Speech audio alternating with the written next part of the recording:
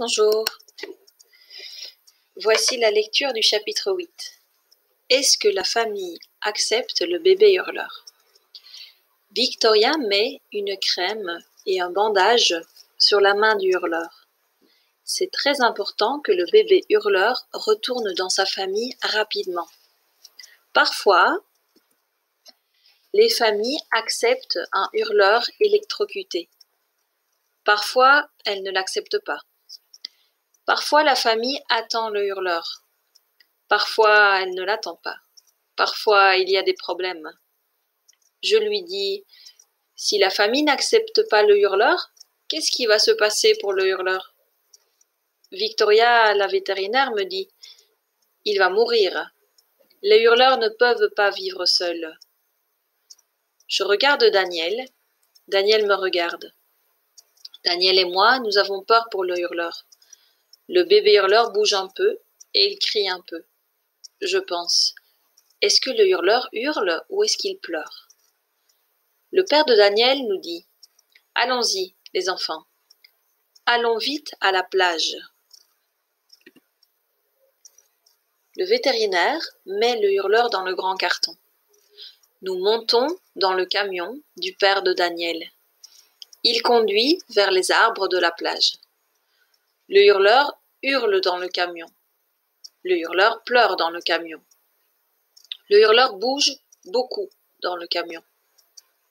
Monsieur Girard retourne vers l'arbre. Il retourne vers l'arbre à la plage. Nous allons libérer le bébé hurleur exactement devant le même arbre. Le bébé hurleur va chercher sa famille. Daniel et moi, nous marchons vers l'arbre. Monsieur Girard a le carton. Il a le carton avec le bébé hurleur. Ma mère et Brigitte sont déjà à la plage. Je cours vers ma mère. J'embrasse ma mère. J'ai peur. Monsieur Girard n'a pas peur. Monsieur Girard est comme un super-héros. Je veux être un super-héros comme Monsieur Girard. Monsieur Girard ouvre le carton. En 1 minute, le bébé hurleur sort du carton et il marche un peu. Il fait quelques pas et il tombe par terre. Il marche un peu plus et il tombe par terre. Il hurle et il hurle. Le bébé hurleur hurle et pleure et marche vers l'arbre. Où est la famille du bébé? Je cherche la famille du hurleur. Je cherche le papa du bébé hurleur. Je cherche la maman du bébé hurleur. Toute la famille du bébé hurleur est dans l'arbre. La famille de hurleurs attend le bébé. Ma mère me dit, les hurleurs ont hurlé toute la journée. Ils sont restés dans l'arbre. Ils ne sont jamais partis.